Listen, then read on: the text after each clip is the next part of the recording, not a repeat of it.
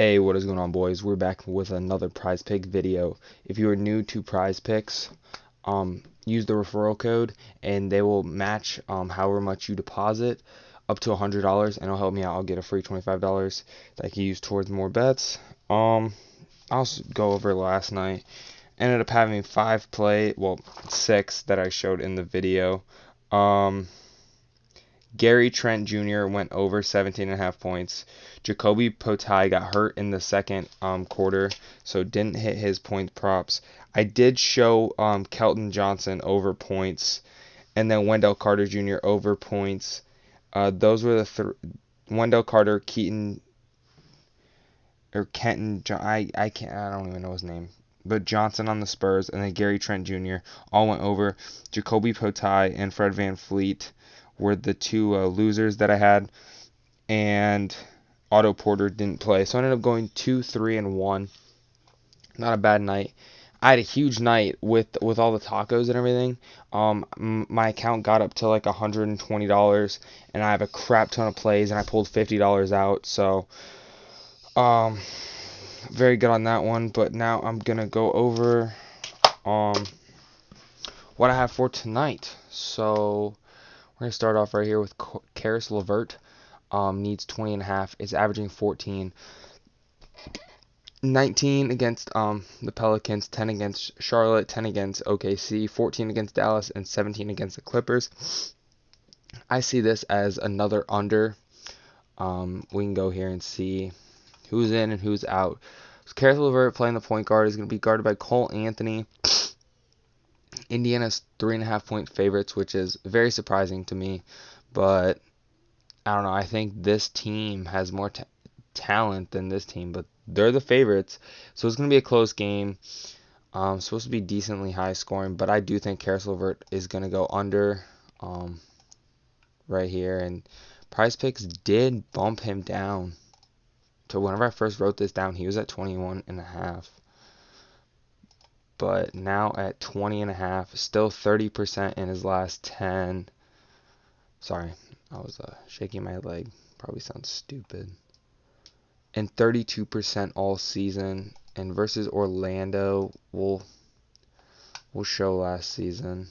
Once again, didn't get it, and that is line's at 20.5. So Orlando is giving up the 21st most points allowed to point guards, but he's averaging 14.5 against Orlando, even though that's last year. This is him off 1 day's rest, just this year. Bump it down to 20.5. That's 35%. So I think this is a beautiful underplay. Next, we're gonna move into a play that I have plays for him that are just. I did this early this morning. I was up at like 5 and I was in the gym at like 5:30, so I was just scrolling on my phone and I saw Kevin Porter Jr. So I try and look at these plays as early as I can. His line has stayed the same all day, at 14.5. He's averaging 17.6 with 23 against Sacramento, 15 against Utah, 17 against Golden State, 16 against San Antonio, and 17 again against Golden State. I think the other night he was talking crap to Steph Curry. Steph dropped like 30 and looked at him and was like, "Who are you?" But as long as he can get 15 points, he will be a someone to me. We can go look here. Where are you? Kevin Porter Jr. Off 1 day's rest, 39%. Last 5. Wait. Okay. 100%. Last 10. I have to bump this down. 70%. And last 30. 40%. Versus Cleveland. Funny that he was drafted by Detroit, traded to Cleveland, and then traded to the Rockets. This is him off 1 day's rest, bumping this down to 14.5, 44%. I don't know. He's a guy who's hot. going 5 for 5 in his last 5, and in his last 7, he's 7 for 7. So hopefully he can continue the trend. Cleveland is a 5-point favorite. I always like looking at the spreads and the over and unders, just to get like a rough estimate of what Vegas thinks. So not the lowest scoring game of the night, but down there with OKC and Dallas. At 118.5, Cleveland's favorites by 5, and they're out Darius Garland and Lauri Markkanen. So Osman's playing the point. Okora's at the shooting guard. Dean Wade, Mobley, and Allen. Then Porter, Green, Gordon, Tate, and Christian Wood. So it's going to be a good center matchup. But yeah, I do think Kevin Porter's going to get that. Especially having Osman on him, in my opinion. We can go here and look at this. Most points given up. They're allowing 22.72. But that is with Darius Garland. And he's obviously out. So the backup's in. I already have enough plays with him. So I don't like to lay a lot on one guy, because if they fail, then half my plays fail. And we don't like that. So I keep moving along. Next, we're going to move on to my 1 assist play that I have. And that is Marcus Smart. This was a guy, me and my buddy domg were riding him earlier in the season. I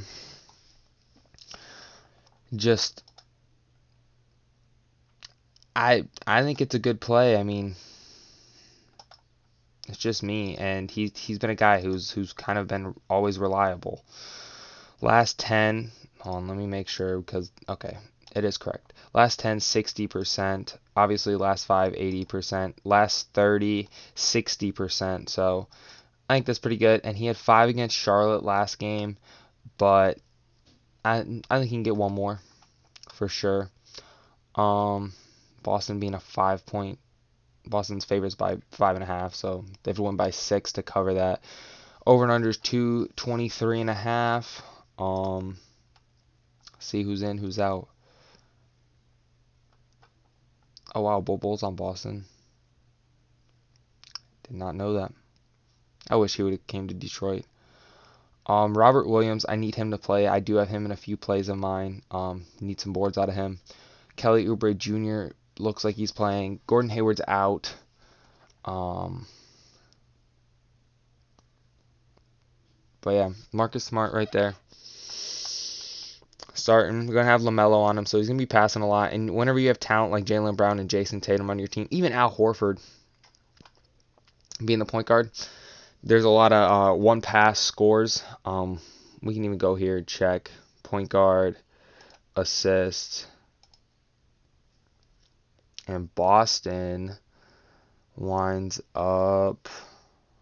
Wait, I'm not looking for Boston. I'm looking for Charlotte. Right here at 8.44. So they're giving about 8 points, or not, 8 assists to the opposing point guard. Sorry. Next, we're going to move on to a rebound play that I saw the line get moved down. So Franz Wagner, that's how you pronounce it. I get it wrong every time, but whenever I was at the Magic game last month, it's Wagner. So he needs 4 rebounds. He had 4 against Chicago, 3 against the Clippers, 3 against Detroit, 2 against Dallas, and 2 against Chicago.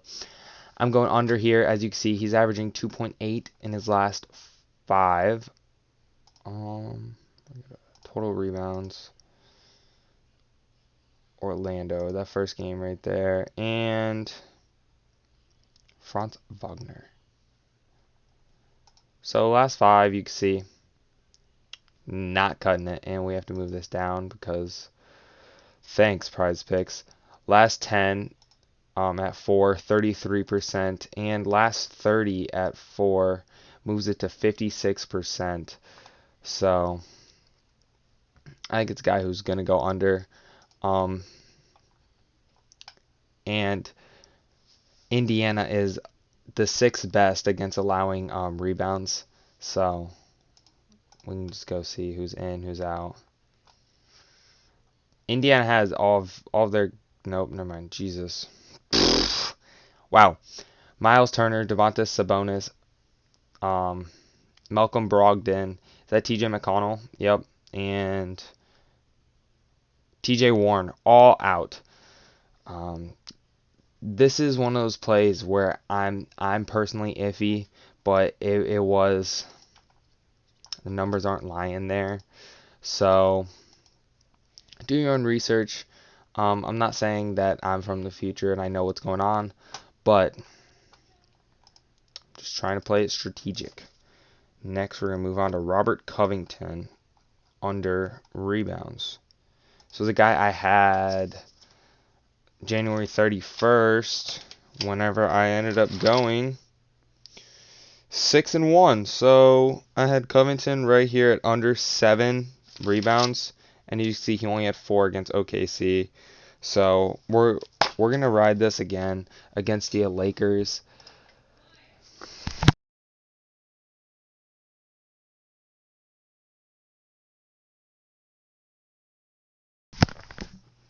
Against the Lakers, sorry, my mic cut out. Where is it? LA. Okay, Robert Covington. Yeah, so yeah, this was this year. He only had 4. So wait, why is it? That's last season. He averages 7, including last season. But right here, as you can see, I don't know why it's not. It has him at 4 for some odd reason, but he's obviously at 6.5. Mind-boggling. But only a 4 against the Lakers earlier this season. Him coming off 1 day's rest at 6.5. 43%. Last 5, 20%. Last 10, 50%. He went on a nice little hot streak here, and then he's cooled down. Had 7 against Chicago, and last 30, 40%. The Lakers are allowing a lot of rebounds, and I think this is going to be a decently high-scoring game. But we see who's in, who's out, and what everything's looking like. So Covington playing the 4 is going up against Stanley Johnson, who hasn't played basketball in a while. With no LeBron, Anthony Davis is in, Nurkic is in, Simons is in, Lillard's out, Larry Nance is out, and Cody Zeller, he's out. Kendrick Nunn is also out, and Malik Monk and Anthony Davis are in. Lakers are favorites by 3.5, and the over and under is 223. But once again, I'm just riding with the cold hand and with the under. So hopefully I don't get shot in the foot with that play, because sometimes that happens, and I've been doing pretty decent, and I don't want to go back on a cold streak again. So I'm just checking my recent plays.